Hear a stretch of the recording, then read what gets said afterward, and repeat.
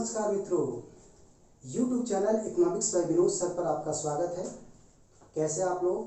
आशा करता हूँ कि आप बहुत अच्छे होंगे। इंतज़ार आपका ख़त्म हुआ। आप बहुत दिनों से वेट कर रहे थे कि विनोद सर कब इकोनॉमी से संबंधित वीडियो चैनल पर अवेलेबल करवाएंगे।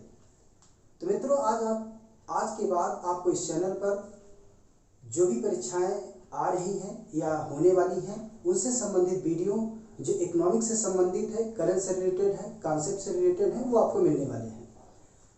आज की इस वीडियो में मैं विशेष तौर पर चर्चा करने वाला हूं, जैसा कि आप लोगों को पता है कि माध्यमिक शिक्षा सेवा चयन आयोग द्वारा आयोजित परीक्षा खासतौर से टीजीटी पीजीटी का विज्ञापन आ चुका है और इसके लिए आपको अभी से कमर कस के तैयार करना पड़ेगा कि कुछ ही महीनों में आपको हमारे सब्जेक्ट से संबंधित जो भी मैटर्स हैं वो किस तरीके से आपको तैयार करना है उसकी एक प्लानिंग करनी पड़ेगी और प्लानिंग के तहत ही आपको वीडियो में जो भी मैटर्स अवेलेबल करवाया जाएगा वो आपको नोट्स करना होगा।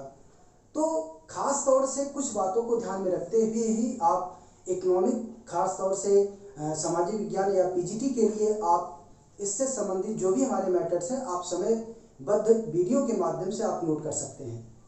दूसरी महत्वपूर्ण बात यह है कि ये क्लासेस आपको ऑनलाइन मिल रहा है, फेस टू फेस इंटरेक्शन नहीं हो रहा है। तो ऐसी स्थिति में जब भी क्लासेस चलेंगी तो कभी कभी ऐसा भी होता है कि कुछ चीज़ें आपको जो फेस टू फेस इंटरेक्शन के साथ समझ में आता है वो हो सकता है ना समझ में आए, लेकिन आपको फिर भी घबराने की आवश्यकता नहीं है क्योंकि टीजीटी पीजीटी की क्लास है और इसमें खास तौर पर थियरी पर ही ध्यान दिया गया है। तो आप थोड़ा सा अगर कीप एंड क्वाइट होकर के अच्छे से दिमाग को स्थिर करके अगर आप वीडियो को देखते हैं तो आपको बहुत सारी चीज़ें और बहुत सारे मैटर्स आपको अवेलेबल होते रहेंगे। आज के इस वीडियो में मैं टीजीटी पीजीटी को ही बेस बनाकर वीडियो बना रहा हूं और ख़ास तौर से ये भी आपको ध्यान में रखना है कि अभी तक टीजीटी और पीजीटी में जो भी इकोनॉमिक्स से संबंधित क्वेश्चन पूछे गए हैं यहाँ पर इसकी भी चर्चा होने वाली है और क्या क्वेश्चन आ सकते हैं इसकी भी चर्चा यहाँ पर होने वाली है।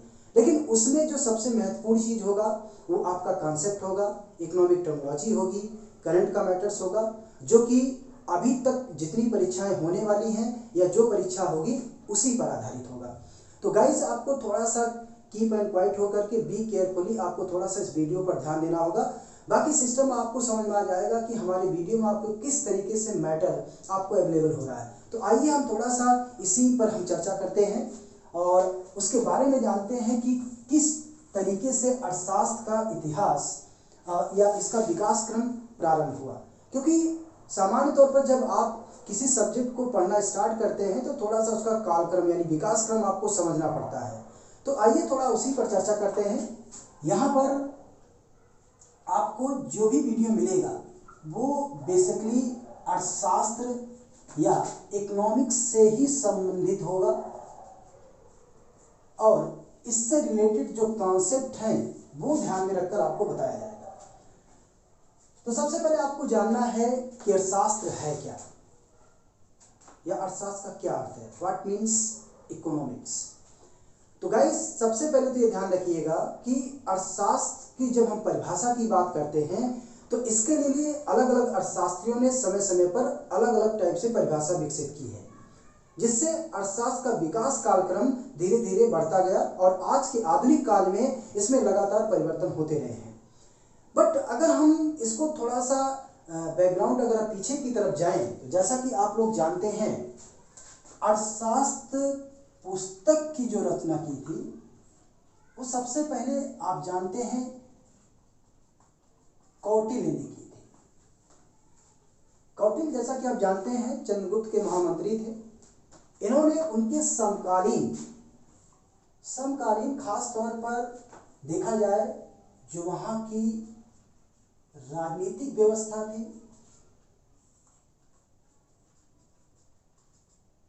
प्रशासनिक व्यवस्था थी,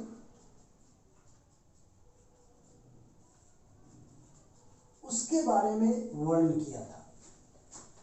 बट अगर देखा जाए तो कहीं न कहीं अर्थशास्त्र के बारे में भी आपको कुछ न कुछ यहाँ पर जानकारी मिलती है, लेकिन ये जो जानकारी है वो आपको सैद्धांतिक तरीके से कम, लेकिन वहाँ पर राजनीतिक और प्रशासनिक व्यवस्था के बारे में वहाँ पर ज़्यादा मिलती है। इसी से संबंधित अगर आप देखेंगे तो अर्थशास्त्री थे जिनका नाम था अरस्तु। इनकी एक पुस्तक थी इकोनॉमिका।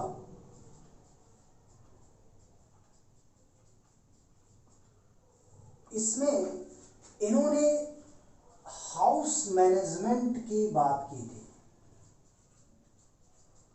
हाउस मैनेजमेंट यानी गृह प्रबंधन की बात की थी कि एक व्यक्ति या एक परिवार में या सभी व्यक्तियों में या एक गांव या एक देश में किस तरीके से आर्थिक क्रियाओं यानी हाउस मैनेजमेंट होता है यानी गृह प्रबंधन होता है, इसके बारे में इन्होंने अपना विचार व्यक्त किया था। बट बेसिक तौर पर अगर हम देखें तो यहां पर आपको एक वर्ड मिलेगा अर्थ। अर्थ अर्थ का जो शाब्दिक अर्थ होता है, वैसे तो अर्थ एक संस्कृत वर्ड है और अर्थ का हिंदी में अर्थ होता है धन, जबकि शास्त्र का मतलब होता है आपका क्या, अध्ययन। तो बेसिकली हम कह सकते हैं कि अर्थशास्त्र का शाब्दिक अर्थ है धन का क्या, अध्ययन। अब यहाँ पे धन के अध्ययन का यहाँ पर सबसे जो महत्वपूर्ण बात यह है कि अर्थशास्त्र का जो केंद्र बिंदु था वो था धन, और धन को ही आधार बनाकर अगर देखा जाए तो आगे चलकर विभिन्न अर्थशास्त्रियों ने इसके संदर्भ में अपनी परिभाषा दी, अपने विचार व्यक्त किए और उसी से ही इसका विकास क्रम प्रारंभ होता है। दूसरी बात यह है कि जब अर्थशास्त्र की बात की जाती है तो अर्थशास्त्र का जो व्यवहारिक अर्थ आता है और जो सैद्धांतिक अर्थ आता है, उसमें वैज्ञानिक और क्रमबद्ध तरीके से इसके बीच कोऑर्डिनेशन किया गया। और जब मनुष्य की क्रियाओं का यानी कि उसकी आर्थिक क्रियाओं का जो क्रमबद्ध अध्ययन किया गया, उसी को अर्थशास्त्र कहा गया। बट अर्थशास्त्र के संदर्भ में अगर देखा जाए, इसकी जो आधुनिक परिभाषा आती है वो आपको दिखाई देगा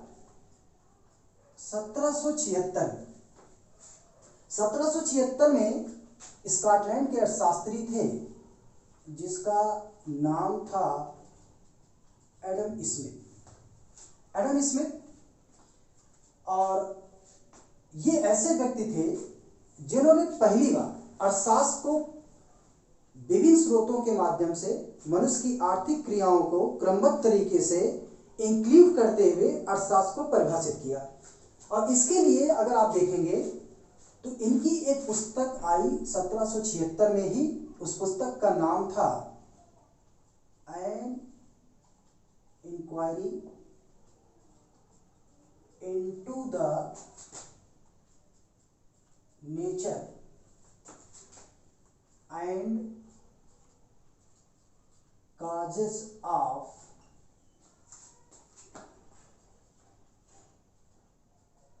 wealth of nation।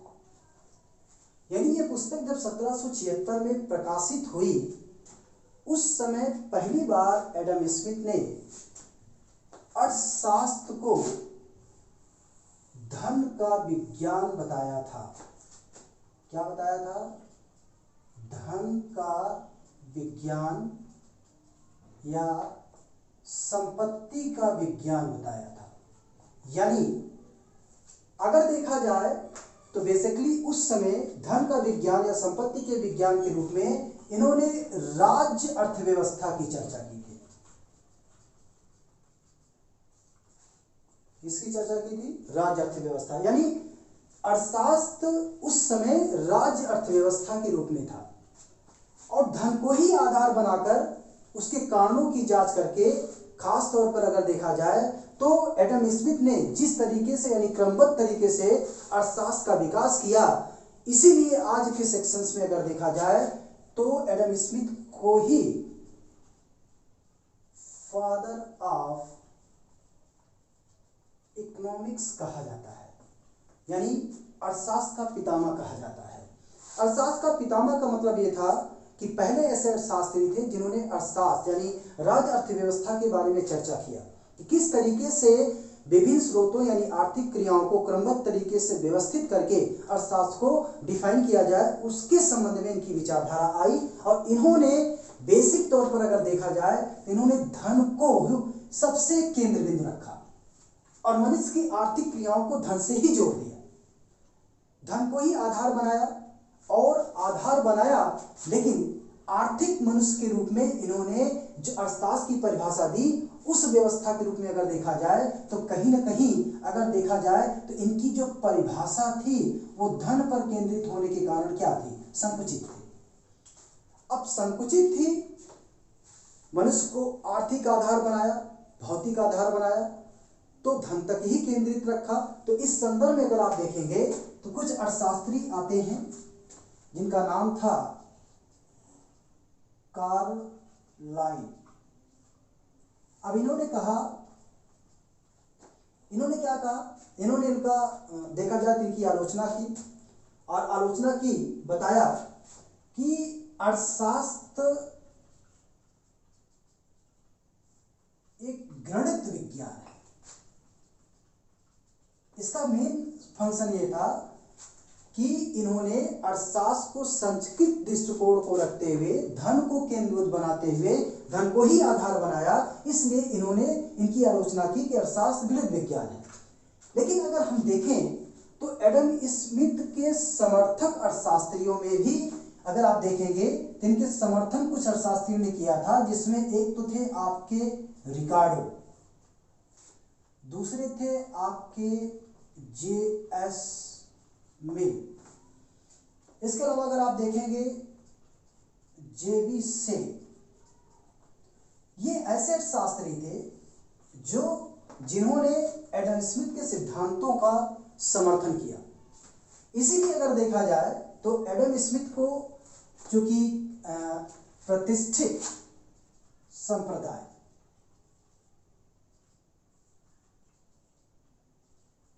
या क्लासिकल अर्थशास्त्री कहा जाता है, तो इनके समकालीन जितने भी थे, चाहे J.S. मिल थे या J.B. से थे, इन्होंने भी अर्थशास्त्र को धन के ही रूप में स्वीकार किया, धन को ही आधार बनाया, लेकिन इसकी संकुचित व्याख्या की। इसीलिए अगर देखा जाए तो केन्स ने क्या कहा कि अर्थशास्त्र को सिर्फ धन तक ही केंद्रित होने के कारण अगर देखा जाए तो विभिन्न इनके समर्थक अर्थशास्त्रियों ने जो धन के संदर्भ में परिभाषा दी, इसके कारण माना जाए तो कहीं न कहीं अर्थशास्त्र का गला घोटने वाला काम किया गया। यानी गला घोटने वाला काम करने का मतलब था कि संकुचित अर्थ में दृष्टिकोण रखा गया और धन को ही केंद्र बनाया गया, न कि मनुष्य केंद्र बनाया गया। तो ऐसी स्थिति में धन तक केंद्रित होने के कारण यहाँ पर इनकी जो परिभाषा थी, इस संदर्भ में कार्लाइल और रस्किन ने अपनी बातें बताई, जो कि अर्थशास्त्र को गणित विज्ञान के रूप में भी माना गया। तो यहाँ पर इनकी जो परिभाषा थी संकुचित थी, दृष्टिकोण सिर्फ धन तक ही केंद्रित था। बट समान तौर पर देखा जाए आज के सिस्टम में, अर्थात सामाजिक विज्ञान की वह शाखा है जिसमें उत्पादन, उपभोग, वितरण, लाभ, लगान, पूंजी आदि का अध्ययन किया जाता है। तो इसके बारे में जो आपको जो भी आधार मिलता है वो व्यवहारिक आधार अरस्तु के द्वारा ही दिखाई देता है। बट यहाँ पर इनकी आलोचना के बाद अगर देखें तो आगे चलकर लगभग 100 वर्षों बाद 1890 में एक और अर्थशास्त्री आते हैं जिनका नाम था मार्शल। मार्शल को ध्यान रखिएगा, इनको न्यू क्लासिकल अर्थशास्त्री कहा जाता है, यानी कल्याणवादी अर्थशास्त्री कहा जाता है। और इनके जो समर्थक थे वो पीगू थे, या इसके अलावा अगर आप देखेंगे कैनन थे। इन्होंने भी मार्शल का समर्थन किया था। और 1890 में जब इनकी पुस्तक आई प्रिंसिपल्स ऑफ इकोनॉमिक्स, तो इस पुस्तक में खासतौर से अर्थशास्त्र के सिद्धांतों के बारे में चर्चा की और बताया कि धन को ही आधार न बनाकर अगर मनुष्य के कल्याण को, यानी मनुष्य के आर्थिक कल्याण को ध्यान में रखा जाए या मनुष्य के भौतिक कल्याण को ध्यान में रखा जाए तो इसकी परिभाषा और भी व्यवस्थित हो जाएगी। तो इस तरीके से अगर देखा जाए तो अर्थशास्त्र का जो संपूर्ण विकास क्रम आता है वो 1890 में मार्शल के ही पुस्तक में दिखाई देता है। और इसी को आधार बनाकर विभिन्न अर्थशास्त्रियों ने अलग अलग परिभाषाएं दी। तो मार्शल का जो सिद्धांत था वो व्यवहारिक तौर पर अगर देखा जाए तो एडम स्मिथ के सिद्धांत से थोड़ा सा व्यापक था। और व्यापक होने के पीछे कारण था कि इन्होंने धन के साथ साथ मानव के आर्थिक कल्याण पर भी इन्होंने बल दिया और बताया कि अर्थशास्त्र मानव व्यवहार का अध्ययन करता है।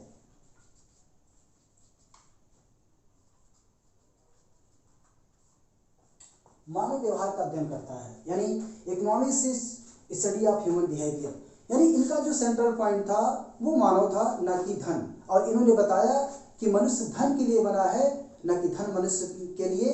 धन तो एक साधन है, मनुष्य साध्य है जो अपने साधनों के माध्यम से ही अपने आवश्यकताओं की पूर्ति कर सकता है। तो इसका जो आधार था उनका, वो पूरी तरीके से मानव के कल्याण पर ही विकसित हुआ।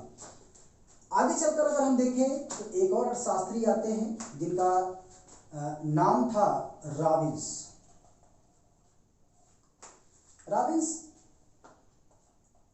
इनकी पुस्तक आती है 1932 में, और उस पुस्तक का नाम था nature and significance of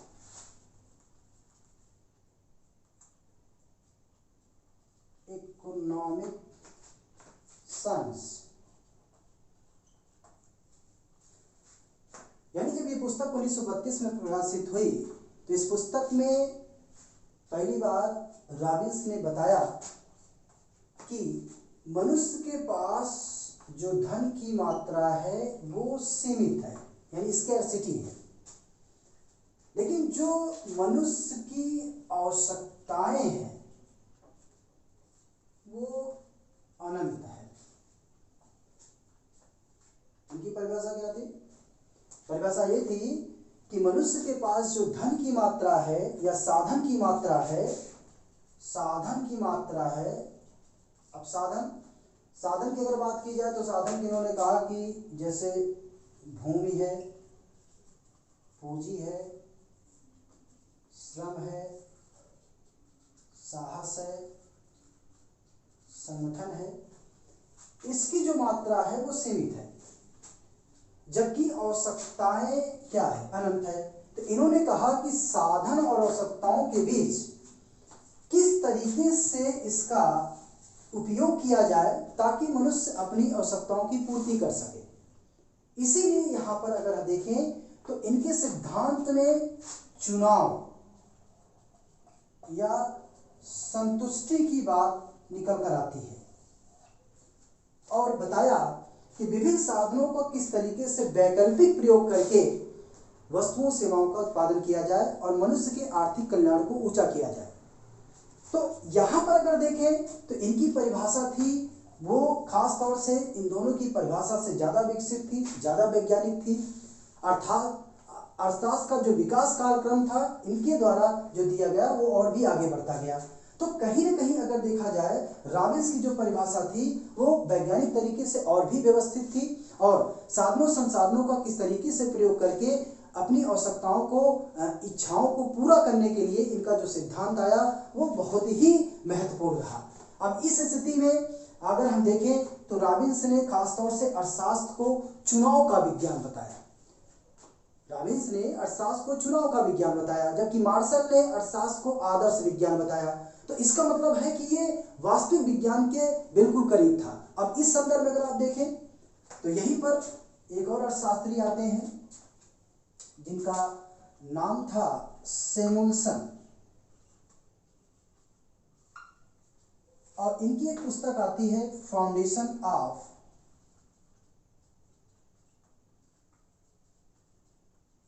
economic analysis.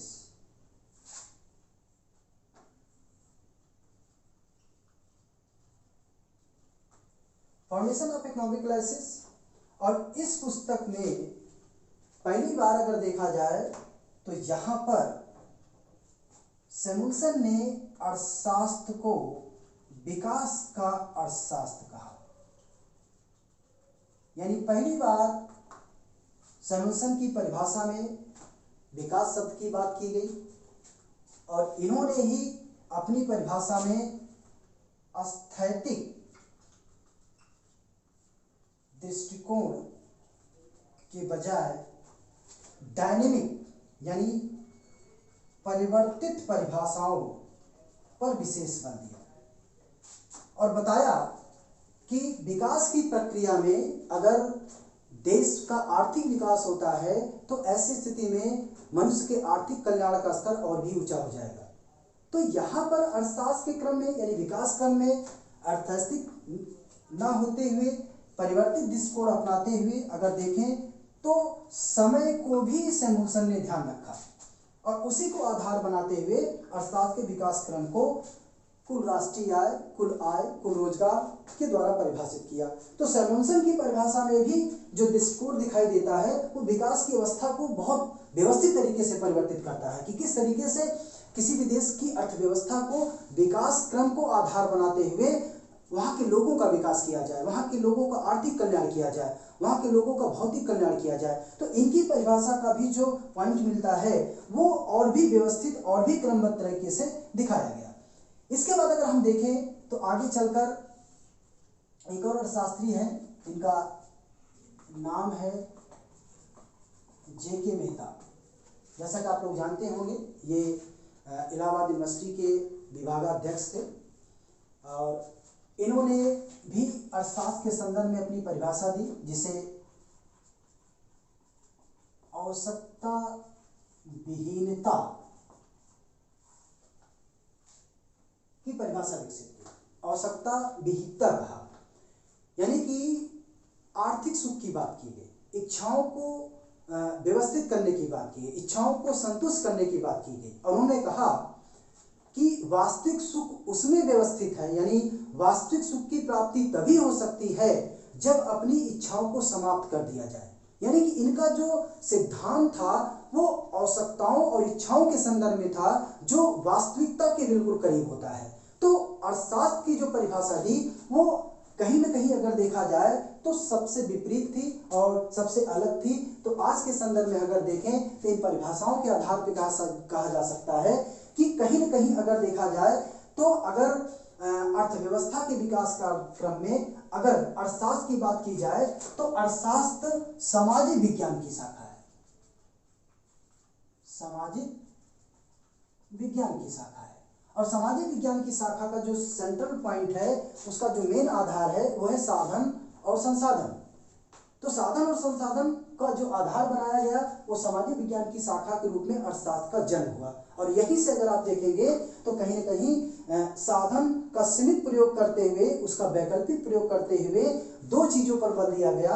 वो था आपका उत्पादन, उत्पादन पर बल दिया गया। उत्पादन में दो चीजें सम्मिलित की गई, एक था वस्तु और दूसरा था आपका क्या, सेवा। यानी वस्तु सेवा को बल दिया गया और वस्तु सेवा को बल देने के साथ साथ एक और चीज महत्वपूर्ण था वो था वितरण। वितरण के बाद ये डिफाइन कर दिया गया कि अगर वितरण होगा तो जाहिर सी बात है कि कहीं न कहीं वस्तु का उपभोग होगा और अगर उपभोग होगा तो एक तो चुनाव की बात आएगी और दूसरी यहाँ पर संतुष्टि की बात आएगी। और संतुष्टि की बात उत्पन्न होगी किसमें, उपभोक्ता में।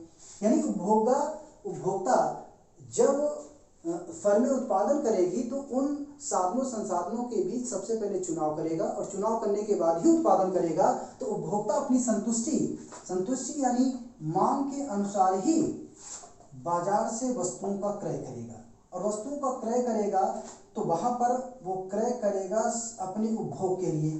तो उपभोग का क्राइटेरिया क्या होगा, जिससे यहाँ पर उत्पादक उपभोक्ता की उपभोग यानी उसकी आवश्यकताओं की पूर्ति के लिए उत्पादन को बढ़ाएगा। तो लागत को ध्यान में रखते हुए लाभ पर भी विशेष ध्यान देगा, क्योंकि कोई भी उत्पादक जब भी उत्पादन करेगा तो उसका जो सबसे महत्वपूर्ण चीज होगा वो न्यूनतम लागत के आधार पर अपने लाभ को क्या करना, अधिकतम करना। और लाभ अगर अधिकतम करेगा तो उसके पास बचत की मात्रा बढ़ेगी और वो निवेश करेगा, इससे पूंजी का निर्माण होगा और पूंजी का निर्माण होगा तो देश का आर्थिक विकास होगा। तो जिसकी चर्चा की सैमुअल्सन ने, जिन्होंने विकास का शास्त्र कहा, तो जो ये प्रक्रिया होगी इसी प्रक्रिया को ही कहा जाता है आर्थिक प्रक्रिया। और आर्थिक प्रक्रिया को ही कहा जाता है आपका क्या, अर्थशास्त्र। यानी मनुष्य की अंतर्क्रियाओं का क्रमबद्ध तरीके से जब हम अध्ययन करते हैं तो उसी को हम कहते हैं क्या, अर्थशास्त्र। तो गाइस आज अर्थशास्त्र के बारे में, उसकी परिभाषा के बारे में थोड़ा सा आपको बताया गया। अब इसमें अगर आप देखेंगे जिस तरीके से अर्थशास्त्र का विकास करवाया उसमें कुछ चीज़ें महत्वपूर्ण हैं जो अभी तक की परीक्षाओं में क्वेश्चन पूछा गया है। एक तो सबसे जो सिंपल क्वेश्चन हमेशा पूछा गया है वो क्वेश्चन ये है कि आपका कि अर्थशास्त्र पुस्तक की रचना सबसे पहले किसके द्वारा की गई। जाहिर सी बात है कौटिल्य ने। या कभी कभी ये भी पूछा गया कि कौटिल्य द्वारा रचित पुस्तक अर्थशास्त्र में किस पर बल दिया गया, राजनीतिक और प्रशासनिक व्यवस्था पर। इसके अलावा अब और भी पूछा जा सकता है कि इकोनॉमिका पुस्तक किसके द्वारा लिखी गई थी, अरस्तु के द्वारा। या और भी सवाल सरल शब्दों में पूछा जाता है कि वेल्थ ऑफ नेशन पुस्तक किसके द्वारा प्रकाशित हुई या किसके द्वारा लिखी गई, एडम स्मिथ के द्वारा। कब प्रकाशित हुई, 1776 में। इसके अलावा और भी सवाल पूछा जा सकता है कि फादर ऑफ इकोनॉमिक्स किसे कहा जाता है, वो कहा जाता है किसे, एडम स्मिथ को। दूसरी बात यह है कि अर्थशास्त्र को धन का विज्ञान किसने कहा, किसने कहा, एडम स्मिथ ने। इसके अलावा अर्थशास्त्र को चुनाव का विज्ञान किसने कहा, रॉबिन्स ने। अर्थशास्त्र को आदर्श विज्ञान किसने कहा, मार्शल ने। अर्थशास्त्र को संपत्ति का विज्ञान किसने कहा, एडम स्मिथ ने। अर्थशास्त्र को मानव व्यवहार का अध्ययन किसने बताया, मार्शल ने। अर्थशास्त्र को विकास का अर्थशास्त्र किसने कहा, किसने कहा, सैमुअल्सन ने। अर्थशास्त्र को अर्थशास्त्र के संदर्भ में आवश्यकता विहीनता की परिभाषा किसने दी या इच्छाओं को संतुष्ट करने के संदर्भ में परिभाषा किसने दी, जे.के. मेहता ने। तो गाइस ये इस टाइप से सवाल अभी पूछे गए हैं, तो आप इस बेसिक चीज़ों को थोड़ा सा ध्यान में रखिएगा। बाकी अगले वीडियो में हम आपको इकोनॉमिक्स को कितने भागों में बांटा गया है उस पर चर्चा करेंगे। तो उसके दो भाग होंगे, एक होगा माइक्रो और दूसरा होगा आपको क्या, मैक्रो, यानी कि व्यष्टि और दूसरा होगा आपका समष्टि भाव। ये है क्या और इसके अंदर क्या क्या विशेष क्षेत्र आते हैं उस पर हम चर्चा करेंगे। यानी कि आज की वीडियो में मैंने आपको अर्थशास्त्र के विकास कार्यक्रम के बारे में थोड़ी सी चर्चा की और किस टाइप से क्वेश्चन पूछा जाएगा इसको भी आप लोग ध्यान रखेंगे। ये आपके लिए महत्वपूर्ण चीज़ है। बाकी और भी मैटर्स हैं जिसको हम PDF के माध्यम से ही अवेलेबल करवाएंगे। यहाँ पर अगर आपको समझ में आया है तो आप सबसे पहले हमारे चैनल को लाइक करिए, सब्सक्राइब करिए। जितना अधिक से अधिक शेयर करेंगे उतना ही अच्छे मैटर्स के साथ मैं आपको वीडियो दूंगा। दूसरी बात है कि आपको परेशान होने की आवश्यकता नहीं है। TGT PGT की ही क्लास है, तो इसमें मैं बेसिक तौर पर ध्यान रखिएगा, सिर्फ TGT और PGT को बेस बनाकर ही वीडियो आपको देने वाला हूं। और आपको बहुत अच्छे से इस वीडियो को देखना है और अपने मित्रों को भी दिखाना है, साथ ही साथ इसको शेयर भी करना है, लेकिन उसके साथ साथ आपको सब्सक्राइब भी करना है। जितने लाइक्स आएंगे, जितने व्यूज़ आएंगे, जितने सब्सक्राइबर आएंगे, उतना ही वीडियो में आपको अच्छे मैटर के साथ, अच्छे कंसेप्ट के साथ मैं लेकर आऊँगा। तो आज तक के लिए इतना ही। बाकी कुछ और भी चीज़ें हैं जिसकी चर्चा हम नेक्स्ट वीडियो में करेंगे। ओके, थैंक यू, धन्यवाद।